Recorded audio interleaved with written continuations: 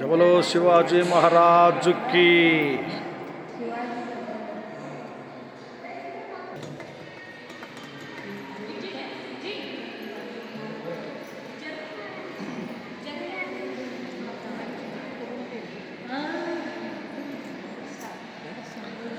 ఈరోజు మనము శ్రీశైలంలోని శివాజీ స్మృతి కేంద్రానికి రావడం జరిగిందండి.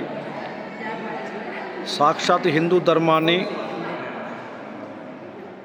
కాపాడేటటువంటి ఒక విశిష్టమైనటువంటి యోధుడు, ధైర్యశాలి ఛత్రపతి శివాజీ మహారాజ్ శ్రీశైలంలోని స్మృతివనానికి ఈరోజు ఇచ్చేసాము.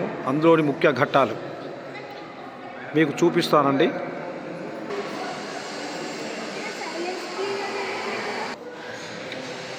విదేశీ మూకల అగాధాలతో కృంగిపోతున్న భారత భూమిని, ముస్లింల రాక్షసత్వం వలన పీడించబడుతున్న హిందూ సమాజమును, అవతరించిపోతున్న భారతీయ సంస్కృతిని రక్షించే పుత్రుడు కావాలని జిజియాబాయి పార్వతీ పరమేశ్వరులను ప్రార్థించడం జరిగింది.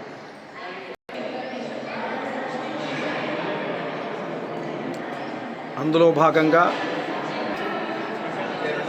పార్వతీ పరమేశ్వరుల ఆశీస్సులతో జిజియాబాయి గర్భవతి అయ్యింది. గర్భంలో ఉన్నది శివాజీ.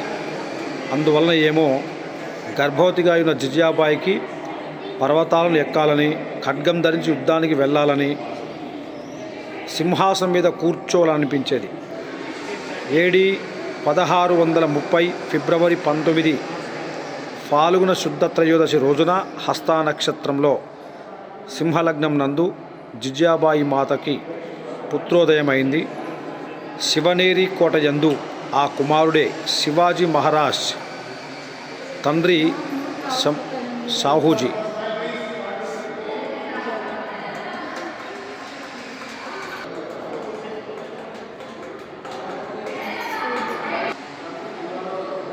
తల్లి జిజియాబాయి సంకల్పం, ఆశయాలకు అనుగుణంగా బాలుడైన శివాజీ పెరిగి పెద్దవాడవుచున్నాడు. తోటి మిత్రులను సైనికులుగా తయారు చేస్తూ హిందూ ధర్మంను, హిందూ సంస్కృతిని, హైందవ సమాజంను రక్షించుటకు శక్తి కౌశల్యములను ప్రసాదించమని జగద్రక్షణ పరమేశ్వరుని దగ్గర చేస్తున్నట్టు ప్రతిజ్ఞ.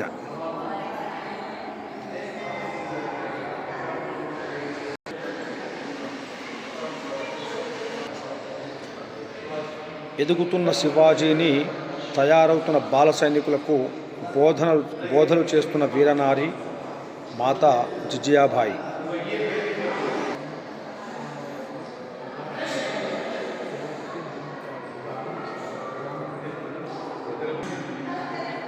పూనా నగరంకు దగ్గరలో కొండల్లోని కన్నడ లోయలో తోరణ అనే కోటను తన తోటి యువ సైనికులతో కలిసి 1645-1646 మధ్య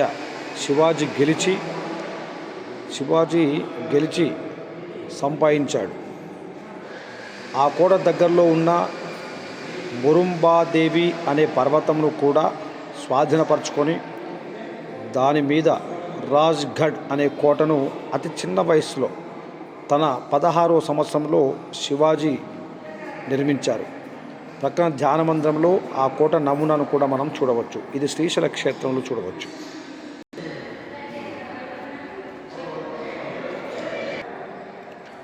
ఏడి 1654-1679 సంవత్సరంలో ఖాందేరి కొలబా కర్ణాటకలోని కర్వార్ అనే సముద్ర తీర కోటలను జయించాడు. తను నిర్మాణం చేసే హిందూ సామ్రాజ్యానికి నావికాదళం కూడా అవసరమని ఫ్రెంచి దేశపు నిపుణులు కూడా తీసుకుని రకరకాల నావికా సైన్యము తయారు చేశాడు. యుద్ధ నౌకలుగా గల్భట్, గురభ, తలండి, తిరుమటి, మహాగిరి, తరు వగైరా వ్యాపార నౌకలుగా మచవా, బటేలా, సిభద్, బాలవ్, మంజీ అనేవి ప్రసిద్ధం. ఏడి 1674 నాటికి శివాజీ దగ్గర యుద్ధ నౌకలు 85 ఉన్నాయి. అడ్మిరల్గా శ్రీమానిక్ భండారి 1654-1679 వరకు ఉన్నారు. శివాజీ చనిపోయిన తరువాత యుద్ధ మరియు వ్యాపార నౌకలను 800 వరకు కుమారుడు సంభాజీ వృద్ధి చేశాడు.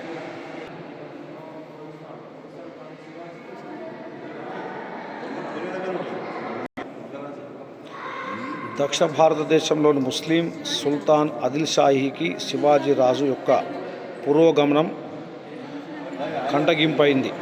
ఒక తాంబూలంను కొలుపులో పెట్టి శివాజీని చంపి కానీ బంధించి కానీ తీసుకొచ్చే వీరుడు ఎవరైనా ఉంటే ఈ తాంబూలంను స్వీకరించమని ఆదిల్ షాహీ భార్య సవాల్ విసిరింది.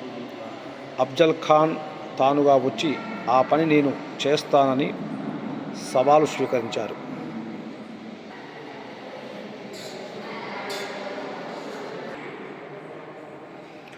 కానీ శివాజీ మీదకు దండయాత్రకు వెళ్ళాలంటే అఫ్జల్ ఖాన్ కూడా భయమే. అందుకని తాను శివాజీ చేత చనిపోతే తన భార్యలు 64 మంది ఎవరితో తిరుగుతారో అని ఆ 64 మందిని చంపి బయలుదేరాడు. ప్రతాప్ఘడ్ కోట మీద శివాజీ అఫ్జల్ ఖాన్లు కలుస్తారు. శివాజీని అఫ్జల్ ఖాన్ కౌగిలించుకొని తను రహస్యంగా దాచిన పిడి బాకుతో శివాజీ వీపు మీద పొడుస్తాడు. కానీ శివాజీకి అంగీ లోపల కవచం ఉన్న కారణంగా ఏమీ కాదు. కానీ శివాజీ చేతిలోనే అఫ్జల్ ఖాన్ చనిపోయాడు. 1659 నవంబర్ 10వ తేదీన అఫ్జల్ ఖాన్ని శివాజీ చంపడం జరిగింది.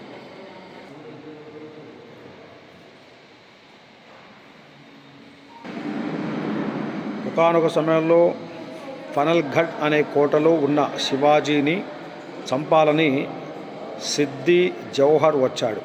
4 నెలలు అదే కోటలో దిగ్బంధంలో ఉన్న శివాజీ ఆ కోట నుండి ఒకరోజు రాత్రి తప్పించుకొని విశాల్ఘట్కి బయలుదేరతాడు.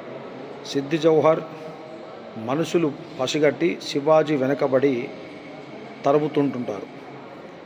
పావన్ ఖిండ్ అనే కనుమ దగ్గర 2 మాత్రమే వెళ్ళగలరు. శివాజీ సేనాని అయిన బాజీ ప్రభు దేశపాండే తన 200 మంది సైనికులతో సిద్ది జౌహర్ సైనికులను ఓడిస్తూ ఉంటారు. శివాజీ విశాల్ఘడ్కి వెళ్ళే వరకు శత్రువులను నిలవరిస్తూ బలిదానమవుతాడు. 13 జూలై 1660.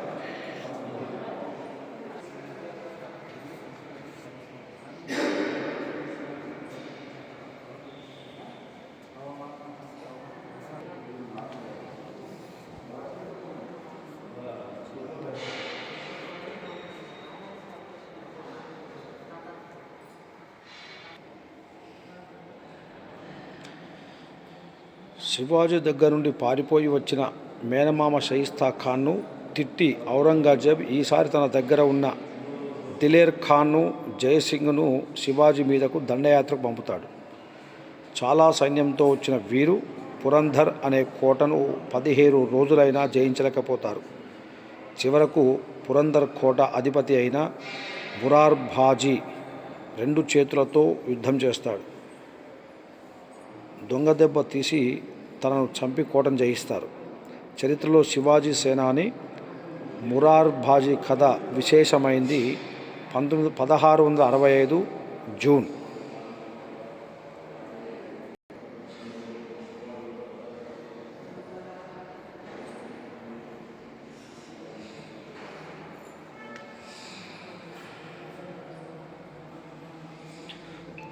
తర్వాత ఔరంగజేబ్ ఆహ్వానం మీద శివాజీ ఆగ్రా వెళ్ళి కలుస్తాడు.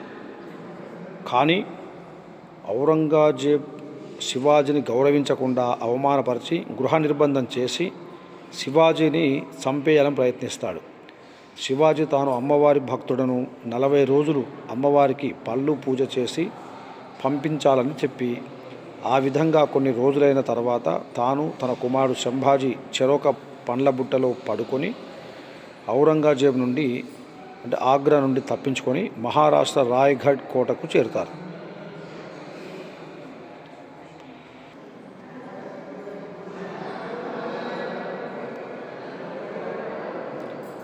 ఛత్రపతి శివాజీ మహారాజ్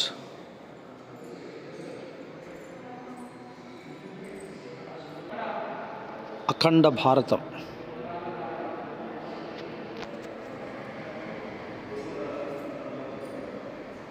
అఖండ భారతం ఈ యొక్క చిత్రపటాన్ని పూర్తిగా మనం చూడొచ్చండి.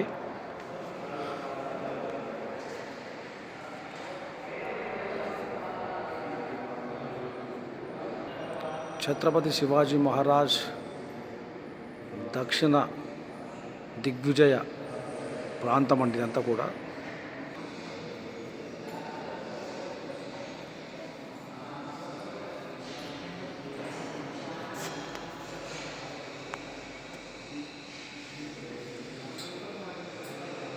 పూనాకు దగ్గరలో ఉన్న సింహగఢ్ కోటను శివాజీ జయించవలసి ఉన్నది.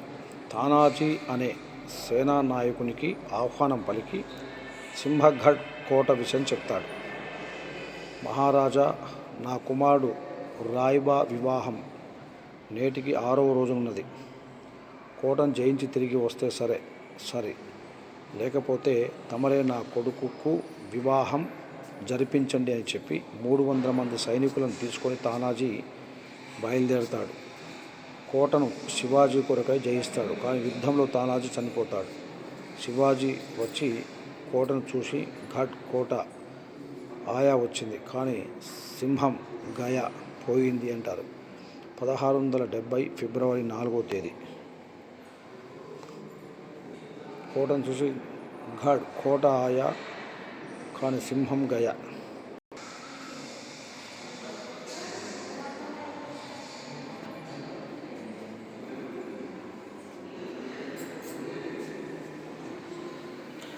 శివాజీ పుట్టినప్పటి నుంచి అతని సాహసాలను లీలను శివాజీ గురువైన సమర్థ రామదాస స్వామికి శివాజీ మంత్రులు తెలియజేస్తారు.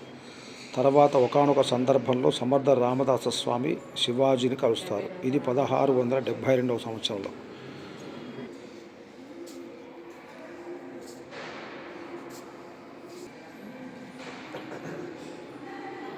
(1645) హిందూ సామ్రాజ్య నిర్మాణం మొదలుపెట్టిన తోరణకోట విజయం శివాజీని అందరూ ఒక సుబేదార్గానో, భోస్లే వంశ యువరాజుగాను చూస్తున్నారు.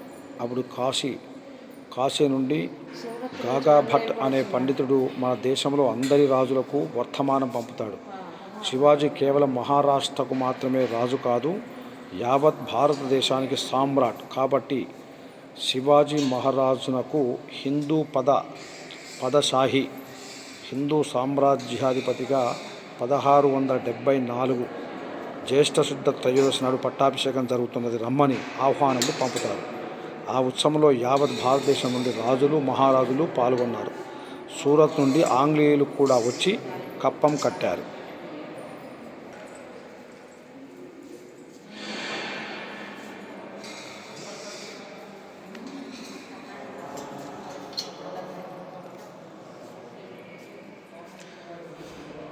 తదనంతరం 1677లో శివాజీ మహారాజ్ దక్షిణ భారతదేశ దిగ్విజయ యాత్రకు బయలుదేరి హైదరాబాద్లో గోల్కొండ కోట, కుతుబ్షాహీ మీద దండయాత్ర చేస్తాడు. అతను యుద్ధం చేయకుండా శివాజీతో సంధి చేసుకుంటాడు. ఇది 1677 ఫిబ్రవరి 5వ తేదీన జరిగిన విషయం.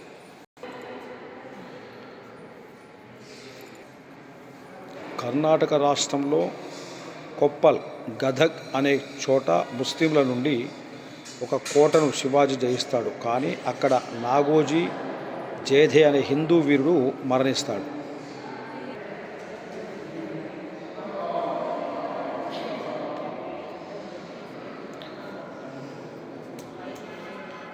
గోల్కొండ కోటలో కుతుబ్షా శివాజీ ఒప్పందాలు.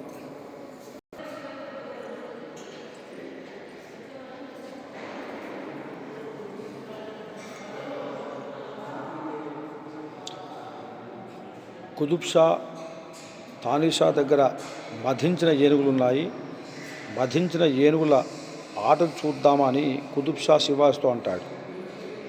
అప్పుడు కుతుబ్షా యొక్క మధించిన ఏనుగు మీదకి శివాజీ సేనాని ఏసా జికంక్ వెళ్ళి యుద్ధం చేసి ఏనుగు తొండము నరుకుతాడు.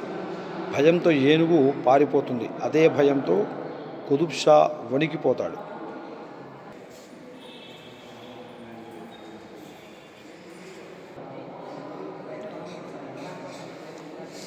20 శివాజీని కలవమని కుతుబ్ షాను ప్రోత్సహించిన అతని మంత్రి మాధన్న భక్తరామదాసు మేనమామ ఇంటిలో మధ్యాహ్నం భోజన విందు ఆరగిస్తున్న శివాజీ మహారాజ్.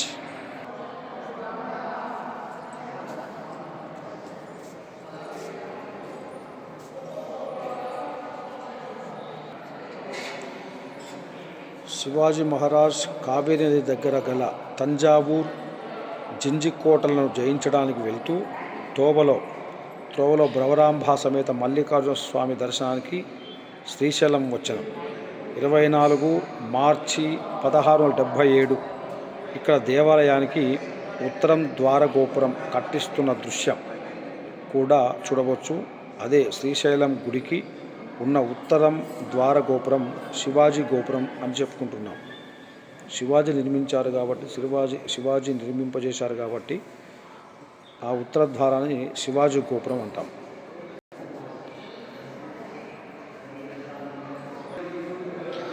శ్రీశైలం నుండి తిరుమల వెళ్ళి బాలాజీ వెంకటేశ్వర స్వామి దర్శించిన శివాజీ.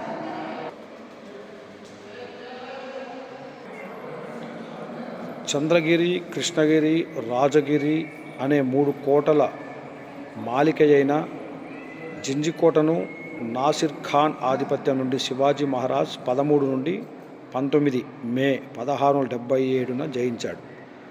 తదనంతరం ఆ ప్రాంతానికి పాలకుడైన తన పినతల్లి కుమారుడైన వెంకోజీ రాజేతో సంప్రదింపులు జరిపి తిరిగి తన రాజధాని రాయగఢ్కు శివాజీ మహారాజ్ చేరిపోయాడు. 1690 నుండి 1698 వరకు హైందవ సామ్రాజ్యానికి కేంద్రంగా జింజికోట విరాజిల్లినది.